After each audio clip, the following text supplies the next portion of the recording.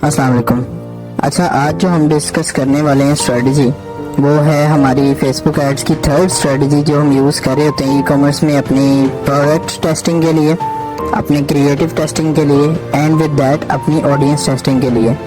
Basically ये strategy इस तरह डिज़ाइन की गई है कि इसके अंदर तीन चीज़ें आपकी at the same time test हो रही होती हैं, विच मीन्स कि आपका प्रोडक्ट भी at the same time test हो रहा होगा कैंपेन के अंदर, आपके क्रिएटिव्स भी टेस्ट हो रहे होंगे और साथ के साथ आपकी ऑडियंस टेस्टिंग भी हो रही होगी।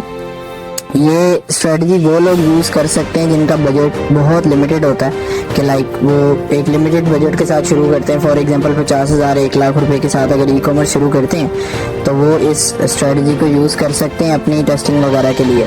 बाकी जिनके पास बजट खुला है तो वो दूसरी स्ट्रेटजीज़ भी टेस्ट कर सकते हैं, वो दूसरी स्ट्रेटजीज़ ज़्यादा अच्छी हैं। ठीक है, अब हम बात कर लेते हैं कि स्ट्रेटजी है क्या चीज़। बाकी सारी चीज़ें सेम रहेंगी, कैंपेन बनाने का तरीका सेम रहेगा। हमने सिंपली इधर से क्रिएट कैंपेन करना है। सेल्स के ऊपर हम हमेशा जाते हैं, जब भी हमने जो है कोई सेल कैंपेन लगानी है तो हम अपने ऐड अकाउंट में पहली कैंपेन से ही सेल कैंपेन पे जाते हैं। हम कोई और टाइप की कैंपेन नहीं बनाते। अगर तो हमारा goal white label drop shipping store है या फिर हमारा मकसद सिर्फ सेल्स उठाना है तो फिर हम किसी भी टाइप की और कैंपेन नहीं चलाएंगे। लेकिन अगर हम कोई ब्रांड बिल्ड करते हैं तो ऑब्वियसली उसके लिए एक अलग स्ट्रेटजी होती है। यहाँ पे सिंपली हमने क्या करना है, सेल्स कैंपेन नाम कोई भी दे सकते हो आप। मैं यहाँ पे कोई भी दे देता हूँ, for example ABC testing campaign. ठीक है, नाम आप कोई भी दे सकते हो, इससे फ़र्क नहीं पड़ता, ये आपके अपने तक है।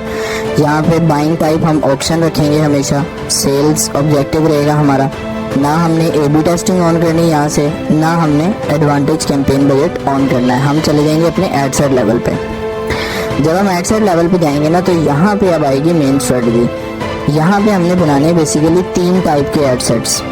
एक हम बनाएंगे एडवांटेज प्लस, एक हम बनाएंगे ओपन और एक हम बनाएंगे टारगेटेड ऑडियंस के साथ। ठीक है, जिसे कह लो बिल्कुल पिन पॉइंट ऑडियंस जो होती है, जो हमारे प्रोडक्ट से रेलिवेंट होती है, हम उस ऑडियंस के साथ फिर जो है क्या कहते हैं अपना कैंपेन बनाएंगे।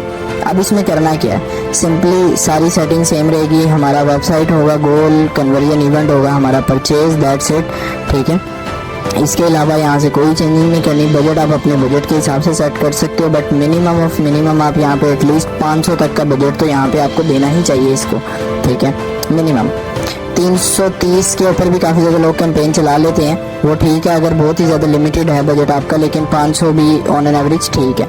अब बाय डिफ़ॉल्ट जब हम फेसबुक के ऊपर कैंपेन चलाते हैं ना तो फेसबुक हमें क्या करता है, एडवांटेज प्लस ऑडियंस सेलेक्टेड हुई होती है ऑलरेडी। ठीक है, तो हम मान के चल लेते हैं कि पहले एड सेट में हम एडवांटेज प्लस ऑडियंस यूज़ करें। यहाँ से हम अपने एड सेट का नाम दे देते हैं ताकि हमें एनालाइजेशन में आसानी हो, हम बाद में समझ सकें कि यार कि हमने क्या कैंपेन बनाई थी। ठीक है, एडवांटेज प्लस मैं यहाँ से इसका नाम दे दिया ताकि मुझे बाहर से ही कैंपेन देख के पता लग जाए कि ये वाला जो मेरा एड सेट है ये एडवांटेज प्लस है, ताकि मैं इसकी परफॉर्मेंस को इजीली ट्रैक कर सकूं। अब एडवांटेज प्लस में हमें ज़्यादा चीज़ें चेंज करने की ऑप्शन नहीं मिल रही होती, हम बहुत मिनिमम सी चीज़ें चेंज कर रहे होते हैं। ठीक है, तो यहाँ पे हम अपनी मिनिमम एज सेलेक्ट कर सकते हैं। आई रिकमेंड कि आप यहाँ पे 22 से ऊपर रखो, क्योंकि इससे ऊपर ही मेजॉरिटी ऑडियंस इसकी जो है टारगेटिंग वगैरह हो रही होती है और वो परचेजिंग कर रहे होते हैं। उसके बाद हमारे पास नेक्स्ट आ जाता है यहाँ पे लोकेशन। अगर आप पाकिस्तान में चला रहे हो, पाकिस्तान में कहीं और कंट्री में चला रहे हो तो उस हिसाब से आप अपनी लोकेशन भी यहाँ से सेट कर सकते हो। दैट्स इट, इसमें और मतलब कुछ भी हमने चेंजिंग्स नहीं करनी होती। हम नेक्स्ट चले जाते हैं अपने ऐड के अंदर। अब ऐड लेवल के अंदर हमने पहले क्या चीज़ डिस्कवर की थी कि पहले हमने क्रिएटिव टेस्टिंग की थी एक टाइप की। ठीक है, जहाँ पे आप कह लो कि हमने जो है हर एड सेट के अंदर एक क्रिएटिव रखा था। ठीक है, फिर जो हमने दूसरी स्ट्रेटजी डिस्कवर की उसके अंदर हमने बिड टेस्टिंग की। बिड टेस्टिंग के अंदर क्या था कि हमने एक एड सेट के अंदर मल्टीपल क्रिएटिव्स तो रखे थे, लेकिन उसके साथ साथ हम फेसबुक को बिड के साथ टेस्ट कर रहे थे कि कौन सी बिड के ऊपर फेसबुक हमें अच्छे रिजल्ट्स ला के दे सकता है। ठीक है, अब ये जो तीसरी स्ट्रेटजी है ये मैंने आपको बताई है, ये 3-in-1 स्ट्रेटजी है, जहाँ पे आप कह लें कि आपके क्रिएटिव्स भी टेस्ट हो रहे होंगे, आपकी ऑडियंस भी टेस्ट हो रही होगी और साथ के साथ आप प्रोडक्ट भी टेस्ट कर सकते हैं इसके ऊपर। सिंपली हम ऐड बनाएंगे, ऐड 1 का हम इसे नाम दे देते हैं ऐड 1, और यहाँ पे मैं डाल देता हूँ इमेज।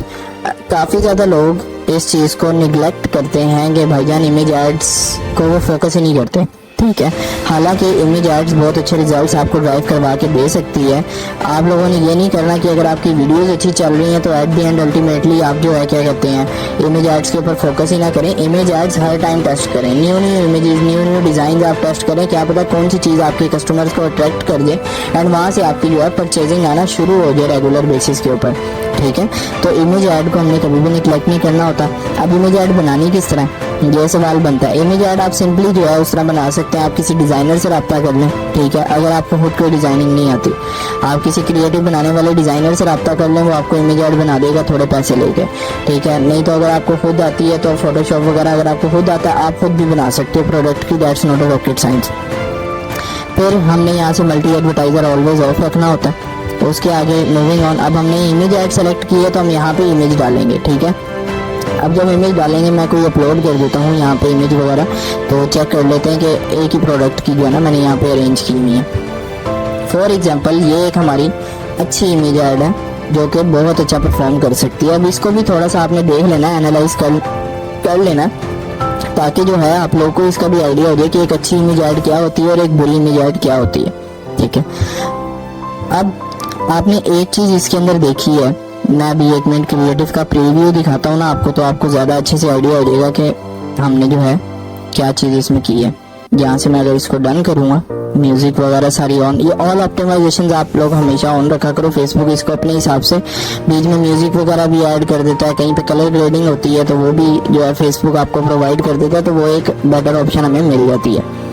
ठीक है, यहाँ पे ये इमेज ऐड देखो, ये इमेज ऐड किसी भी तरह मेरे कस्टमर को चुभ नहीं रही आंखों में। ठीक है, इसके कलर्स आप चेक कर सकते हो, बिल्कुल वार्म कलर्स हैं, कोई अट्रैक्टिव और शॉक कलर नहीं है इसके कि कस्टमर एकदम देखे तो उसको जो है ना कुछ अजीब सी फीलिंग है। ठीक है, बिल्कुल वार्म कलर्स हैं और आंखों में बैठने वाले कलर्स हैं। पहली बात ये हमने एक ऐड क्रिएटिव के अंदर नोट करनी।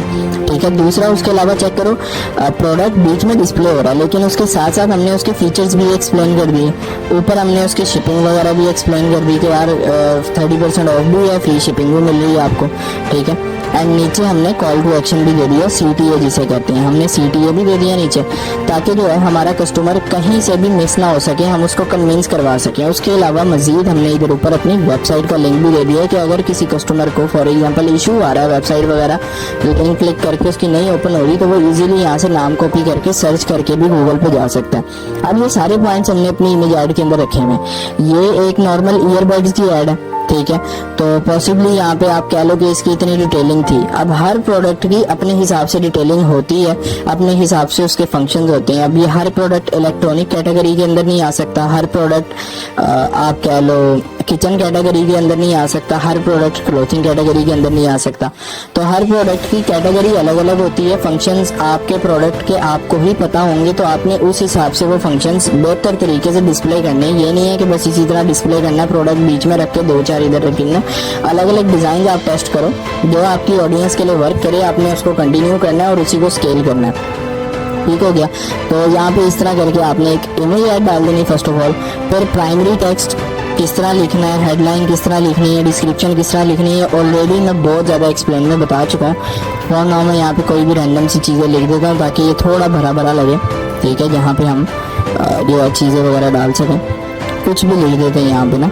मैंने ऑलरेडी इसके ऊपर काफ़ी ज़्यादा डिटेल के अंदर बताया हुआ है कि हमने ये किस तरह लिखनी है, क्या क्या चीज़ों का ध्यान रखना है। तो अगर वो आप लोगों ने मिस किया तो वो वीडियो भी देख लो लाजमी, ताकि आपको पता होगी ये चीज़ें किस तरह लिखनी है जो हमें ज़्यादा से ज़्यादा कन्वर्जेंस ला के दे सकती हैं।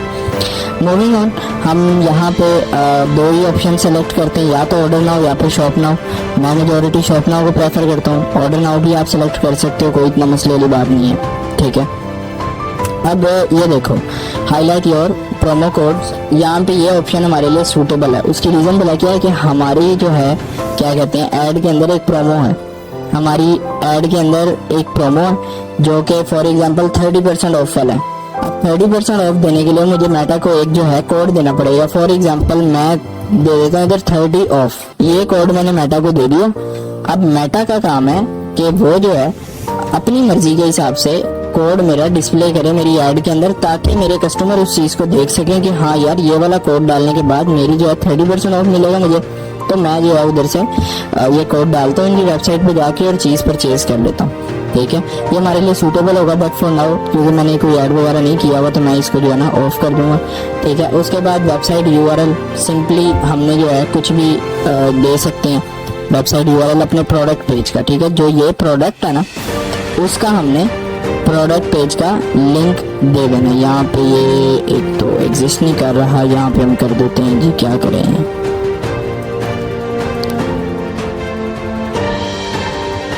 ये वाला तो ये direct website .com direct website हो गया। ठीक है, ऑप्शन हमने नन ही रखनी है। यहाँ पे देखो, अब आप लोगों का पिक्सल अगर सही से कनेक्टेड हुआ होगा तो यहाँ पे ग्रीन साइन आ रहा होगा। ठीक है, अगर सही से कनेक्टेड नहीं होगा तो ये रेड साइन आ रहा होगा और नीचे इंडिकेशन भी दे रहा होगा कि your Meta pixel is not active. तो आप लोगों ने इसको जैसे मैंने बताया वैसे प्रॉपर तरीके से जो है आपने उसको सेट वगैरह कर लेना। ठीक है, अब ये हो गई हमारी एक जो है ना क्रिएटिव हो गया। उसके आगे अब हम इसको कर लेना डुप्लीकेट हमने इसको करना है 2 टाइम्स, ताकि जो है हम 3 क्रिएटिव्स इन 1 एड सेट टेस्ट कर सकें। ठीक हो गया, यहाँ पे जैसे ये डुप्लीकेट होगा, फॉर एग्जांपल ऐड 1 में हमने इमेज डाली थी तो हम क्या करेंगे कि ऐड 2 के अंदर हम अलग से, यहाँ पे फॉर एग्जांपल मैं ऐड 2 के ऊपर कर लेता हूँ, ऐड 2 वीडियो ऐड, सही है, ये वीडियो ऐड हो गए। अब यहाँ पे मैंने क्या करना है, सिंपल वही तरीका है, ये वाले क्रिएटिव को मैंने डिलीट करना है और जो है मैंने दूसरा एक क्रिएटिव वीडियो के अंदर ऐड कर देना, क्योंकि अब हमारा जो है दोनों ऐड जो है वीडियो एड्स बनेंगी, जिसमें हमने 2 वीडियोज ऐड अरेंज करनी है, एक इमेज ऐड लाजमी अरेंज करनी है। ठीक है, और अगर पॉसिबल हो आपके लिए तो आप लोग एक जो है कैरोसेल ऐड भी ट्राई कर सकते हो इसके अंदर। ठीक है, तो ये सारी चीज़ें आपने साथ के साथ करनी है। अब ये यहाँ पे जरा अपलोडिंग हो जाए, अपलोडिंग होने में थोड़ा सा टाइम लगेगा, जैसे ये अपलोड होती है तो हम इसको चेक कर लेते हैं।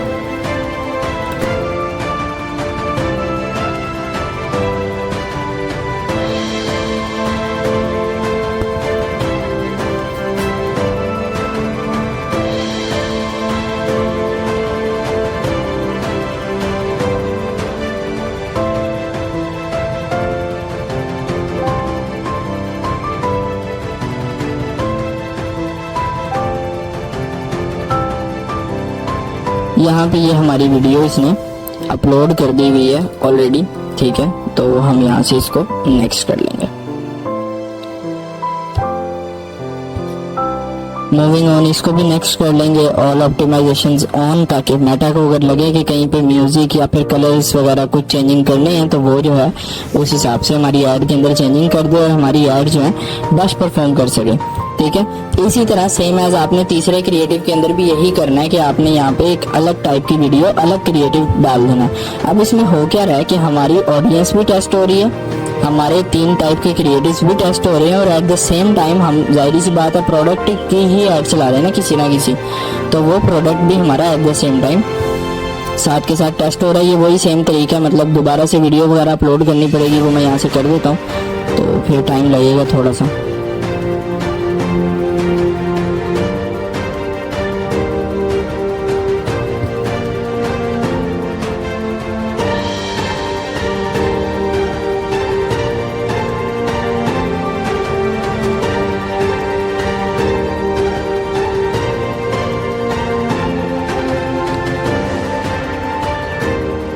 यहाँ पे ऑलमोस्ट हमारे क्रिएटिव्स अपलोड हो चुके हैं। अब उसके बाद हमने क्या करना है, जब हमारे एड सेट के अंदर, फॉर एग्जांपल एड सेट 1 हमने बनाया है एडवांटेज प्लस वाला। ठीक है, अब एडवांटेज प्लस एड सेट के साथ साथ मैंने आपको कहा था कि हमने इसमें ऑडियंस भी टेस्ट करनी है, तो ऑडियंस टेस्ट हम एडवांटेज प्लस के ऊपर तो नहीं ना कर सकते, क्योंकि वो तो ऑब्वियसली फेसबुक के ऊपर डिपेंडेंट रहेंगे हम सारी जिंदगी, कि फेसबुक कब हमें रिजल्ट ला के दे कब ना दे, वो चीज़ कंट्रोल हमारे हाथ में नहीं रहता। ठीक है, तो इसमें हम क्या करते हैं, इसमें हम अब बनाएंगे 2 मजीद एड सेट्स, एक होगा एडवांटेज प्लस और जो 2 होंगे वो भी अभी मैं आपको डिफाइन करके बता देता हूँ कि किस तरह होंगे। पहले हमने ऐड लेवल पे डुप्लीकेट किया था, ऐड लेवल पे जब हम डुप्लीकेट करते हैं तो वो सारी चीज़ें अंडर दैट ऐड सेट आ रही होती हैं जिसका ऐड लेवल आप डुप्लीकेट करते हो। फिर जब हम ऐड सेट डुप्लीकेट करते हैं तो वो अंडर दी कैंपेन आ रहे होते हैं। ठीक है, कि कैंपेन के अंदर कितने ऐड सेट बन रहे हैं। सही है, अब मेरा ये पूरा स्ट्रक्चर जो है ना डुप्लीकेट हो जाएगा। मैं क्या करूँगा कि इसको 2 टाइम जो है डुप्लीकेट कर लूँगा, क्योंकि हमने इन टोटल 3 ऐड सेट बनाने। ठीक है। मैं इसको 2 टाइम्स डुप्लीकेट कर लूँगा एंड उनकी चेंजिंग करना शुरू कर दूंगा अपनी स्ट्रेटजी के हिसाब से। फॉर एग्जांपल यहाँ पे मैं इसके ऊपर क्लिक करूँगा तो ये 1 एड सेट के ऊपर सेलेक्ट हो जाएगा। अभी 2 ad sets at the one time selected होते हैं, तो जो है ना आपने उसको थोड़ा सा देख लेना। मैं यहाँ पे कहूँगा कि एड सेट 2 हो गया जी मेरा, और ये हो गया जी ऑल ओपन। मैं यहाँ पे इसको ऑल ओपन का नाम दे दूंगा। और ऑल ओपन का मतलब है, काफ़ी ज़्यादा लोग इसमें कंफ्यूजन में आ जाते हैं कि ऑल ओपन भी एडवांटेज प्लस होती है, ऑल ओपन एडवांटेज प्लस नहीं होती है। हम यहाँ से switch to original audience options करके यहाँ से यूज़ ओरिजिनल ऑडियंस कर रहे होते हैं, ठीक है। जब हमारी ओरिजिनल ऑडियंस आ जाती है तो फिर हम उस ऑडियंस के अंदर सारी चीज़ें सेट कर रहे होते हैं मैनुअली, ठीक है। तो ये जैसे देखें अब यहाँ पे हमारी ऑडियंस सेक्शन आ गई। एज हम ऑब्वियसली वही 22 और मैक्सिमम रेंज अपने प्रोडक्ट के ऊपर डिपेंड करती है। कोई बहुत ज़्यादा यंग लोगों का अगर खाली प्रोडक्ट है तो ऑब्वियसली 30, 35, 40 तक ही हम जाएंगे, उससे आगे नहीं जाएंगे, ठीक है। और अगर ओवरऑल जनरल प्रोडक्ट है तो फिर तो वो ऑब्वियसली हम सारों को करेंगे। अच्छा, जब हमने ऑल ओपन वाला एडसेट बनाना ना तो यहाँ पे एक्सक्लूजन्स भी हमने ऐड कर देनी। मैंने पहले भी बताया था कि हम एक्सक्लूजन्स वगैरह ऐड करते हैं किन चीज़ों की, ड्रॉप शिपिंग की, ठीक है। इससे होता ही है इन एक्सक्लूजन को ऐड करने से। फॉर एग्जांपल अगर मेरा इंटरेस्ट ड्रॉप शिपिंग में है या आप लोगों का इंटरेस्ट ड्रॉप शिपिंग के अंदर है तो आप लोगों को ड्रॉप शिपिंग वेबसाइट्स का पता होगा, आप लोगों को होलसेल मार्केट्स का पता होगा। अब जब इन सब चीज़ों का आप लोगों को पहले से ही पता होगा तो ऑब्वियसली आपके लिए एक ऐड देख के उससे बहुत महंगी चीज़ परचेज करना बहुत डिफिकल्ट होगा अनटिल अनलेस कि आपकी कोई ब्रांड की ऐड है और वो ब्रांडेड प्रोडक्ट मार्केट में कहीं से नहीं मिल रहा, ठीक है। तो उसके अलावा जो नॉर्मल चाइनीज़ प्रोडक्ट्स हैं, वाइट लेवल के प्रोडक्ट्स आते हैं, ठीक है, वो एक बंदे को, एक ड्रॉप शिपर को ऑलरेडी पता होता है कि यार ये इतने का मिल रहा है पीछे से सोर्सिंग प्राइस, और ड्रॉप शिपिंग वाला मुझे अलाउ कर रहा है कि मैं 1 पीस भी मंगवा सकता हूँ, तो वह 1 पीस मैं अपने घर पे मंगवा लूँगा, यहाँ से परचेज नहीं करूँगा, ठीक है। तो ये सारे इंटरेस्ट ऐड करने का मकसद यही होता है कि हमने यहाँ पे ड्रॉप शिपिंग, होलसेल, अली बाबा, अली एक्सप्रेस, जाहिर सी बात है उन पर भी वही लोग इंटरेस्ट दिखाएंगे जो ई कॉमर्स में इंटरेस्टेड होंगे, ठीक है, वरना अली बाबा, अली एक्सप्रेस पे ज़्यादा लोग इंटरेस्ट नहीं दिखाएंगे।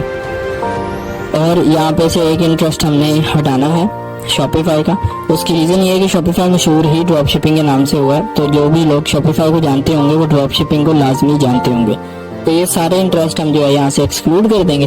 और एक्सक्लूड करने के बाद ये देखो आपके हमारे ऑडियंस साइज भी कम हो गई फर्स्ट ऑफ ऑल, और कन्वर्जन चांसेस भी बढ़ गए हमारे। पहले यहाँ पे 12 से कुछ आ रहे थे, आई डोंट नो, मुझे याद नहीं है, लेकिन मेरे हिसाब से थोड़े से इंक्रीज हुए हैं। बहरहाल मूविंग ऑन, हमने ये दूसरा एडसेट इस तरह डिज़ाइन करना है, कोई चीज़ इसके अलावा हमने चेंज नहीं करनी इसके अंदर, ठीक है।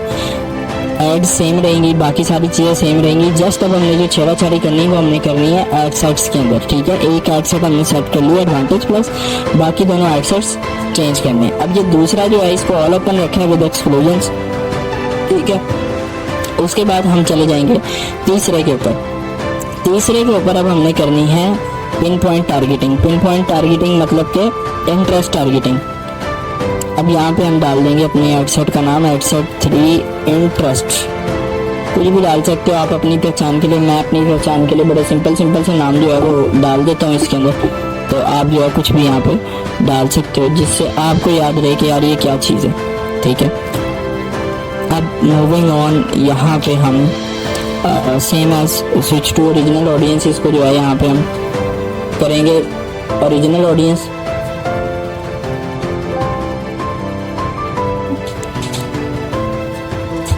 ओरिजिनल ऑडियंस जैसे हमारे पास आ जाती फिर इसमें हम चेंजिंग करने लगे। अब फॉर एग्जांपल जैसे कि हमने क्रिएटिव्स अपलोड किए, क्रिएटिव्स अपलोड करते हुए हमारे पास जो प्रोडक्ट था हमारा वो था एयरपोर्ट्स, ठीक है। तो एयरपोर्ट्स के अंदर हम क्या करेंगे, सबसे पहले उसका इंटरेस्ट सर्च करेंगे, जो हमारा मेन कीवर्ड होगा ना एक प्रोडक्ट का, हम उसका इंटरेस्ट सेलेक्ट करेंगे। अगर उसका इंटरेस्ट नहीं आ रहा तो फिर हम देखेंगे ईयरबड्स, कोई उससे मिलता जुलती इंटरेस्ट आ रहा हो, ठीक है।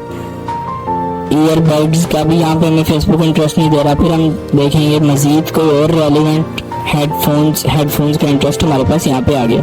अब ये एक हमारा कोर, आप कह लें कोर इंटरेस्ट होता है ये बेसिकली। हेडफोन्स, ईयरबड्स, एयरपोर्ट्स एक ही कैटेगरी के अंदर आ जाते हैं म्यूजिक वगैरह की, तो हम यहाँ से इसको एज अ कोर इंटरेस्ट यहाँ से सेलेक्ट कर सकते हैं। कोर इंटरेस्ट सेलेक्ट करने के बाद हम क्या करेंगे, यहाँ पे मजीद के हम सजेशंस देख लेंगे। अगर फॉर एग्जांपल आप कह लो आप एक ऐसे बंदे हो जिसको आइडिया नहीं आ रहा, लेकिन आपको आपके प्रोडक्ट का कीवर्ड तो पता है। अब जाहिर सी बात है जब कीवर्ड पता है तो उसके अलावा आप मेन कीवर्ड डालो, उसका इंटरेस्ट निकालो और उसके आगे फेसबुक से सजेशंस ले लो। फेसबुक आपको सजेशंस दे रहा होता है कि यार आप यहाँ से इंटरेस्ट टारगेटिंग। अब आप लोगों ने क्या करना है कि इसके ऊपर एक एक्सेल शीट बना लो, जो भी आपके प्रोडक्ट से रिलेटेड हाईली रेलिवेंट इंटरेस्ट आ रहे हैं तो वो आप यहाँ पे एक शीट के अंदर डाली जो, ताकि आपके पास भी डाटा मौजूद हो। उनमें से जो बहुत टॉप के 2-3 इंटरेस्ट लग रहे होंगे आपको अपने माइंड के हिसाब से, क्योंकि मैंने कहा था कि इसमें दिमाग खोल के मार्केटिंग करनी, तो अपने माइंड के हिसाब से जो भी आपको बेस्ट जो है लग रहे होंगे आप लोगों ने उनको टेस्ट करना है। शुरू में आई विल रिकमेंड कि जब हम ये वाली स्ट्रेटजी अप्लाई करें तो इसके अंदर 3 इंटरेस्ट डालने हैं आपने, दैट्स इट। उसके अलावा आपने ज़्यादा इंटरेस्ट नहीं डालने, 3 इंटरेस्ट डालने, एक्सक्लूजन्स डालनी है एंड दैट्स इट। आपने अपनी प्रोडक्ट टेस्टिंग कर रही होना, ठीक है। तो यहाँ पे हम क्या करेंगे, अब देखो नॉइज कैंसिलिंग हेडफोन्स ये ईयरबड्स के अंदर, एयरपोड्स के अंदर एक बहुत बड़ा फीचर होता है जिसकी बेस के ऊपर उनकी सेल हो रही होती है कि नॉइज कैंसिलेशन का अगर फीचर होता है तो ज़्यादातर गेमर्स भी इसको पसंद कर लेते हैं। ज़्यादातर वो लोग जो काम पे होते हैं और उनका मे भी कस्टमर सपोर्ट का काम होता है तो ऑब्वियसली वो भी इस चीज़ को प्रेफर करते हैं कि वो भी पूरा दिन लगाए रखेंगे और ऑब्वियसली नॉइज कैंसिलेशन के साथ हम करेंगे। तो ये एक हमारा हाईली रेलिवेंट इंटरेस्ट निकल सकता है, ठीक है। उसके बाद हम इसको सेलेक्ट कर लेंगे तो हमें मजीद कुछ सजेशंस जो है फेसबुक की तरफ से आ जाएंगी। यहाँ पे जैसे हेडसेट और हेडफोन हमारा ऑलरेडी सेम है। ब्लूटूथ बहुत ब्रॉड इंटरेस्ट आ जाता है हमारे पास। ऑडियो इक्विपमेंट ये भी एक बहुत ब्रॉड इंटरेस्ट है, वायरलेस वाला तो इंटरेस्ट नहीं। म्यूजिक, हाँ म्यूजिक एक हमारा ऐसा इंटरेस्ट है कि जिसको हम कह सकते हैं कि हमारे प्रोडक्ट से रेलिवेंट है। उसकी वजह यही है कि अब देखो ईयरबड्स के अंदर लोगों ने क्या करना है, या तो गेम खेलेंगे या फिर रील्स देखेंगे या फिर म्यूजिक सुनेंगे। यही 3 चीज़ें होती हैं ना मोबाइल के साथ ईयरबड्स कनेक्ट करके, इसके अलावा तो और कुछ नहीं होता। तो यहाँ पे जो है वो लोग उसको भी टच कर सकते हैं कि जिन लोगों का म्यूजिक में इंटरेस्ट होता है ऑब्वियसली उनको एक ऐसे ईयरफोन्स चाहिए होते हैं, उनको ऐसे ईयरबड्स चाहिए होते हैं जिनके अंदर बेस भी अच्छी हो, नॉइज कैंसिलेशन वगैरह भी और उनका वॉल्यूम भी अच्छा हो। तो हम उनको भी टारगेट कर सकते हैं कि यार ये हमारा प्रोडक्ट आपके लिए डिज़ाइन हुआ है। अब जैसे मैंने कहा था कि हमने इस स्ट्रेटजी के अंदर सिर्फ 3 इंटरेस्ट डालने एंड दैट्स इट, उसके अलावा हमने ज़्यादा इंटरेस्ट नहीं डालने। तो यहाँ पे मैंने 3 इंटरेस्ट सेलेक्ट कर लिए, ठीक है। ऐड एक्सक्लूजन में जाके वही सारी एक्सक्लूजन जो हमने पीछे डाली हैं वो भी यहाँ पे ऐड कर लेंगे, ठीक है। एंड सिंपली इस कैंपेन को पब्लिश कर देंगे। ये one of the simplest campaign है जहाँ पे 1500 पर डे आपका लग रहा होगा। 3 दिन तक आप कैंपेन चलाओगे और आपको पता लग जाएगा कि यार आपका प्रोडक्ट वर्क कर रहा है या नहीं कर रहा। 3 दिन से पहले आपने इसमें कोई चेंजिंग नहीं करनी। 3 दिन का मतलब है 4500 का बजट आपका एक प्रोडक्ट के ऊपर टेस्टिंग पर लग रहा होगा।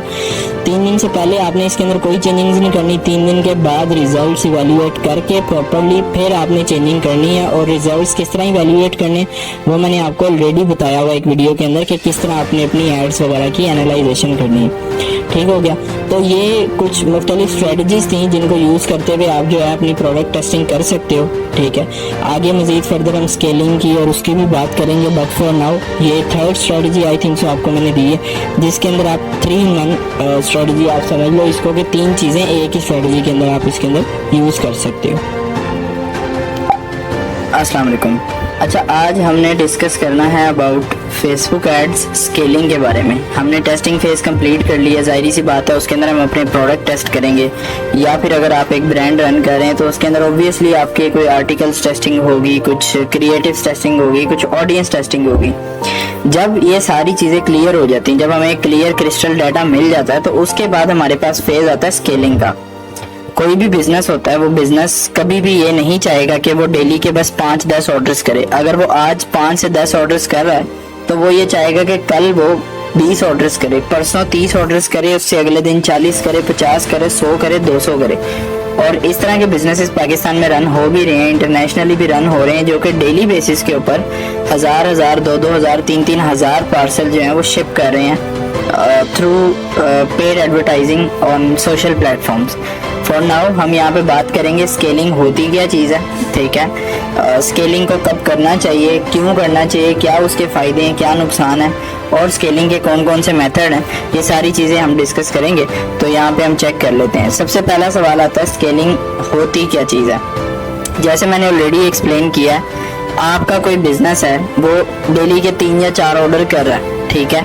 अब लेकिन आपको चाहिए उसके ज़्यादा ऑर्डर्स, तो आप क्या करोगे कि आप उसको करोगे स्केल करोगे बड़े लेवल पे, ताकि आपका जो बिजनेस डेली के 5 ऑर्डर्स कर रहा है वो डेली के 50 ऑर्डर्स करना शुरू हो जाए, डेली के 100 ऑर्डर्स करना शुरू हो जाए, 500 ऑर्डर्स करना शुरू हो जाए। इस सारे प्रोसेस को जब आप कर रहे होते हो ना, जब आपका बिजनेस जो है वो 5 से 50 पे जाता है या फिर 100 पे या 500 पे जाता है, तो इस सारे प्रोसेस को कहते हैं स्केलिंग बेसिकली होती है अपने बिजनेस को ऊपर लेके जाना, ठीक है, उसको स्केल करना बड़े लेवल पे। तो ये तो हो गया बेसिक कॉन्सेप्ट ऑफ स्केलिंग के स्केलिंग होती क्या चीज़ है। अब स्केलिंग को क्यों करना चाहिए, देखिए कोई भी बिजनेस है जब तक वो छोटे लेवल पे काम करता रहेगा। फॉर एग्जांपल आज मैं एक बिजनेस स्टार्ट कर रहा हूँ, बंदा बिजनेस किस लिए स्टार्ट करता है पहले उसका कॉन्सेप्ट समझना चाहिए। बिजनेस बंदा इसीलिए स्टार्ट करता है कि वो आज अगर 10,000 रुपए कमा रहा है तो कल वो 20,000 रुपए कमाए, परसों 30,000 रुपए कमाए। कोई भी बंदा बिजनेस इसलिए नहीं स्टार्ट करता कि बस उसको मंथली 50,000 आ जाए, नहीं। अगर उसे मंथली 50,000 फिक्स चाहिए तो वो जॉब कर ले जाके, ठीक है, बिजनेस ना करे।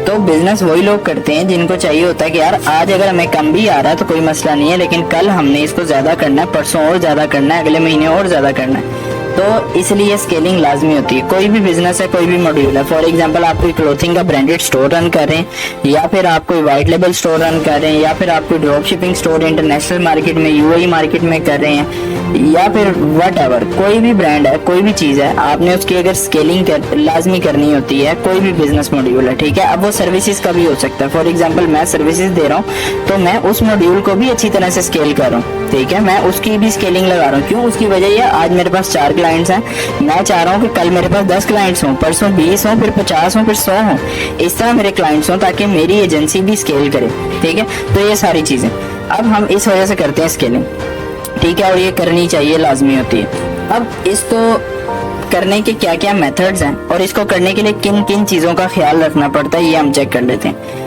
अच्छा, जब हम बात करते हैं ना स्केलिंग की, तो स्केलिंग के अंदर आप कह लें कि हमारे पास ना कुछ ऑप्शंस होती हैं कि या तो हम एग्रेसिवली जाके जो है स्केलिंग कर लें, या फिर हम जो है आप कह लें बहुत सेफ तरीके से जाके जो है स्केलिंग वगैरह कर लें, ठीक है। मल्टीपल टाइप की ऑप्शंस हमें यहाँ पे मिल जाती होती हैं स्केलिंग के अंदर।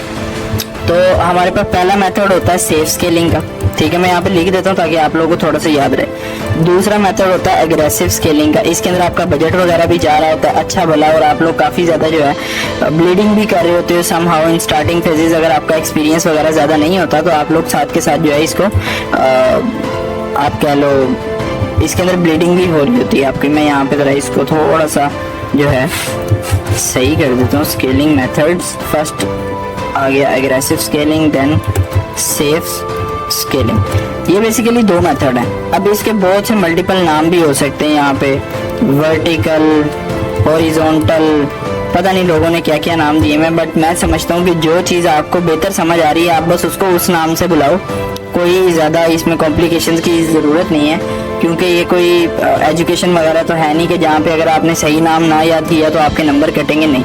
अगर आपको समझ आ रही है that's it, more than enough है, आप उसको उस तरह ही लेके चलो।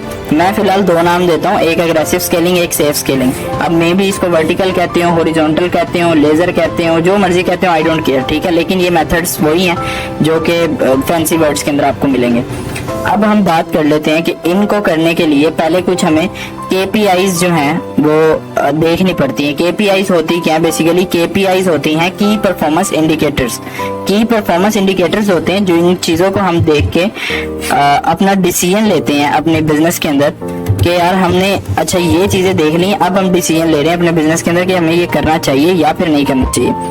पहली KPI क्या है कि आपकी जो कैंपेन्स ऑलरेडी रन कर रही है ना वो प्रॉफिटेबल हो। ये बहुत बेस्ट केस है कि अगर आपकी कैंपेन्स प्रॉफिटेबल हैं तभी आप अपने बिजनेस को स्केल करो।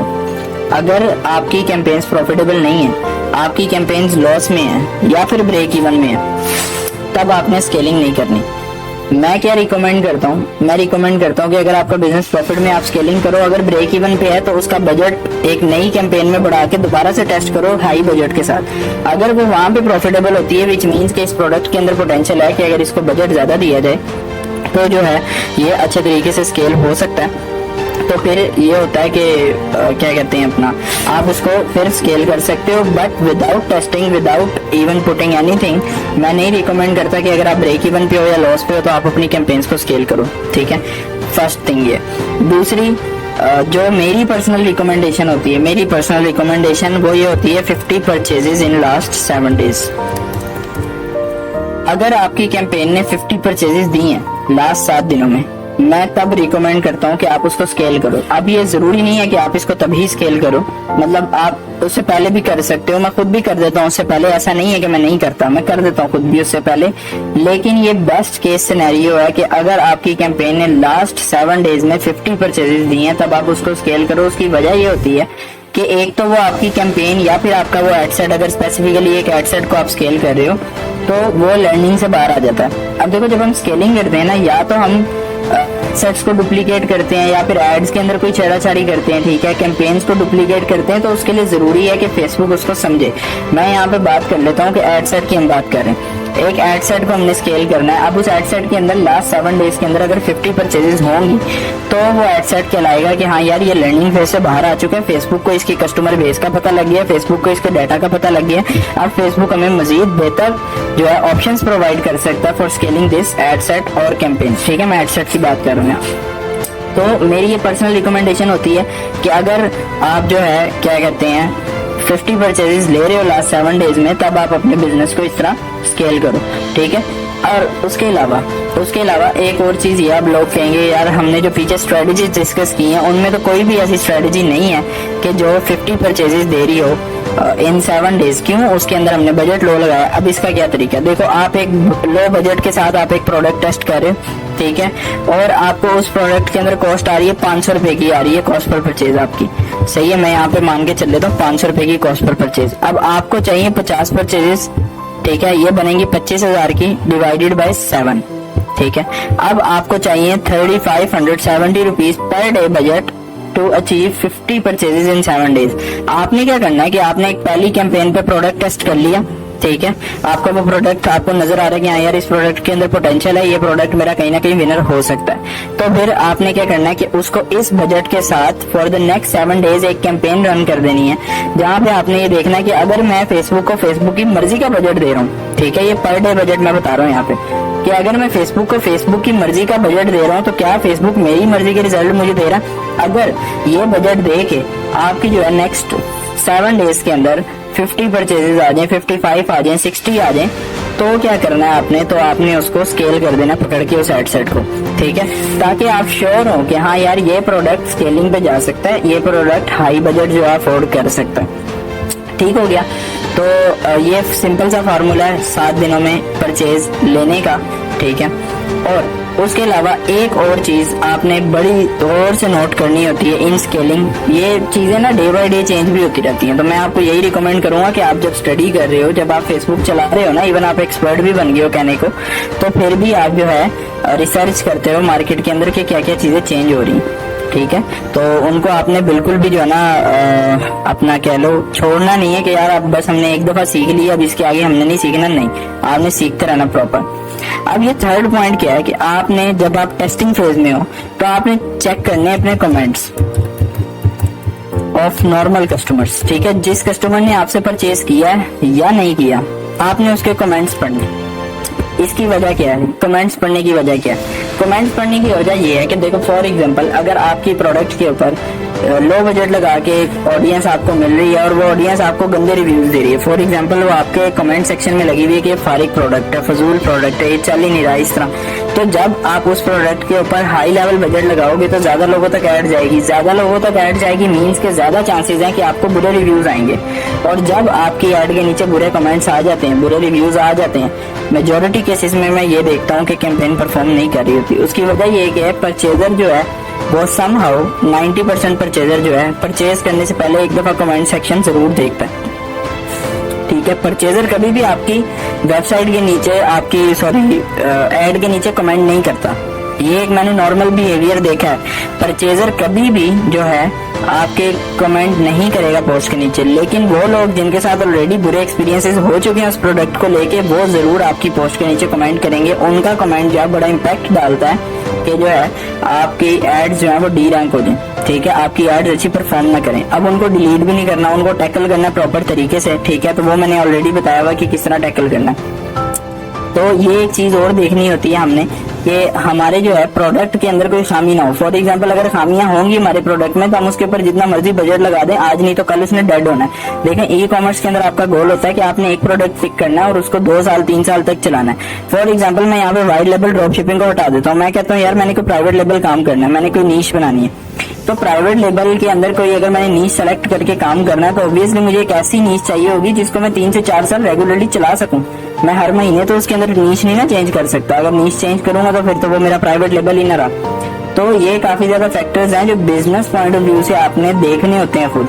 मार्केटिंग के अलावा भी मैं फिर कहता हूँ, मैं काफी दफा वीडियोस में कह चुका हूँ कि मार्केटिंग करना इटसेल्फ नॉट ओनली कि आप एड मैनेजर पे जाओ, ऐड चला दो और आपकी मार्केटिंग हो जाएगी। नहीं, मार्केटिंग के साथ साथ और भी बहुत से ऐसे फैक्टर्स होते हैं जिनका आपने ध्यान रखना होता है। बिजनेस मैनेजमेंट, ठीक है, स्टॉक, कोरियर, बहुत से मसले मसाइल होते हैं, बहुत सी क्वालिटी चेकिंग्स होती हैं।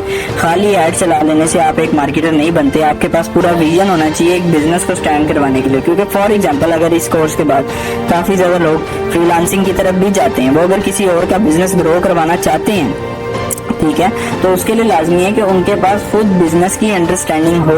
अगर उनके पास बिजनेस की अंडरस्टैंडिंग ही नहीं होगी तो वो किसी और का क्या अपना भी बिजनेस नहीं ग्रो करवा सकते, चाहे जितना मर्जी जो है वो पैसा लगा लें उसके अंदर। ठीक है, तो ये 3 पॉइंट्स आपने चेक करने हैं इन स्केलिंग के। यार मेरे इन तीनों में से तीनों पॉइंट्स जो है वो प्रॉपरली फुलफिल हो रहे हैं, उसके बाद मैं जो है ना अपनी कैंपेन को स्केलिंग पे लगाऊंगा। ठीक हो गया। अब एक लास्ट पॉइंट, अगर ये हो जाए तो ठीक है, ना भी हो तब भी कोई मसला नहीं है कि आपका जो कन्वर्जन रेट है ना, of customer conversion rate should be near to 3% और अबव।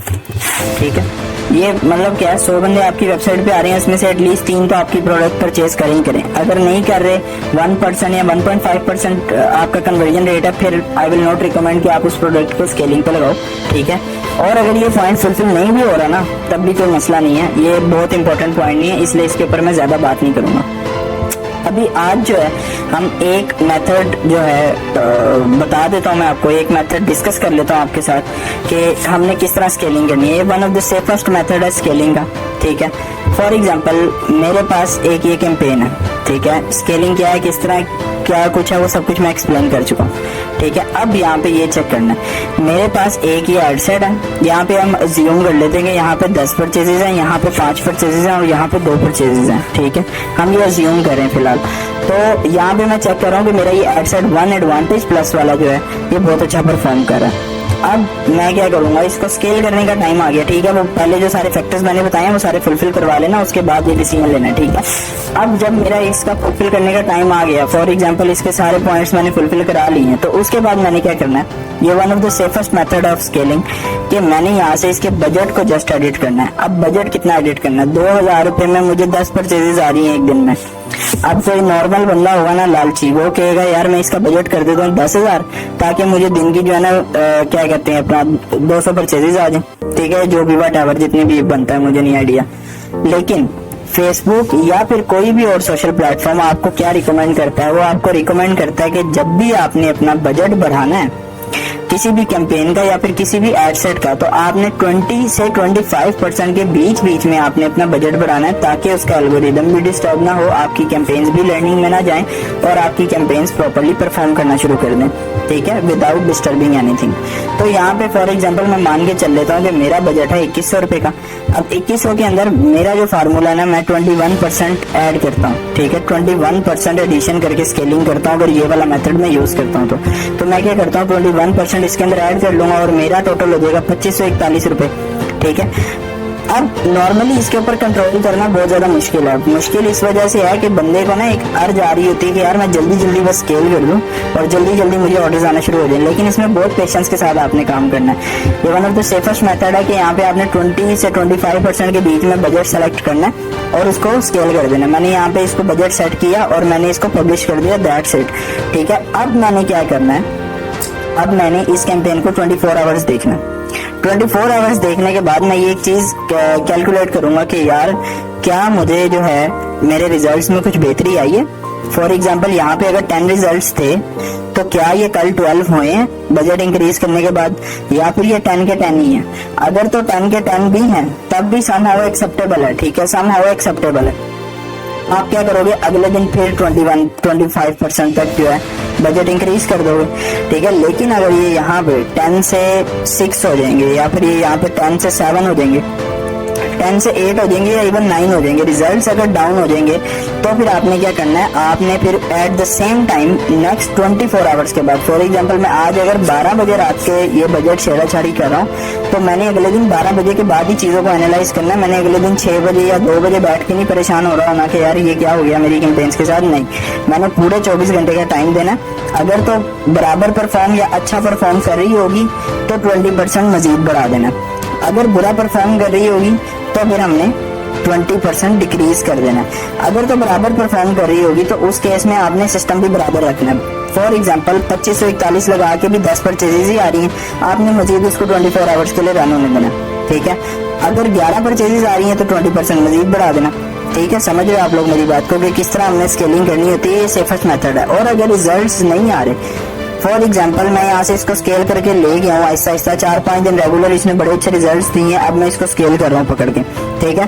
5वें दिन जाके जब मैंने 20% इंक्रीज किया ना बजट, उसके बाद इसकी परफॉर्मेंस खत्म होना शुरू हो गई। तो आपने ये नहीं करना कि फॉर एग्जाम्पल हमने यहाँ पे 2100 से शुरू किया था और करते करते करते करते हम 3900 पे फॉर एग्जाम्पल आ गए हुए हर रोज का 20% बढ़ाते हुए।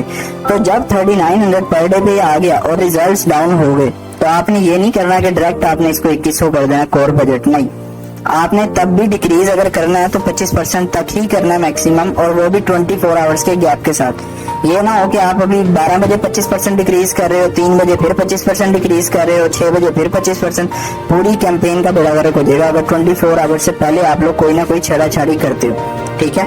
तो ये वन ऑफ द सिंपलेस्ट और सेफेस्ट मेथड है स्केलिंग का, जो हम यूज कर रहे होते हैं फेसबुक एड्स के अंदर।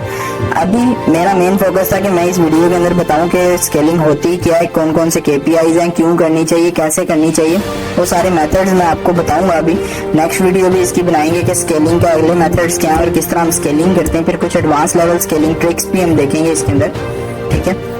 तो ये आप कह लोगे ये सारी चीजें हैं, इस तरह आपने प्रॉपर्ली इसको समझ के चलना है। अब जिन लोगों को मेरी बात नहीं ना समझ आ रही इस टाइम पे, वो ये काम करें कि जब मैंने इसके अंदर छेड़ाछाड़ी करना शुरू की थी ना, तब से लेके अब तक की वीडियो जो है ना वो 5-6 दफा देख लें, ताकि उनको प्रॉपर्ली समझ आ जाए, उन्हें किसी से सवाल ना करना पड़े, उन्हें किसी से पूछना ना पड़े, ठीक है। तो उनको समझ आ जाएगी प्रॉपर्ली। मैंने बड़ा इजी वर्डिंग में एक्सप्लेन किया है इसको, ठीक है। तो ये हो गया one of the simplest method of scaling. Next इंशाल्लाह हम नेक्स्ट लेक्चर में डिसाइड करेंगे कि हमने नेक्स्ट मेथड ऑफ स्केलिंग कौन सा डिस्कस करना है और उसके बारे में उसको किस तरह अप्लाई करना है, क्या क्या चीजें देखनी है, तो वो सारा हम इंशाल्लाह नेक्स्ट लेक्चर में डिस्कस करेंगे।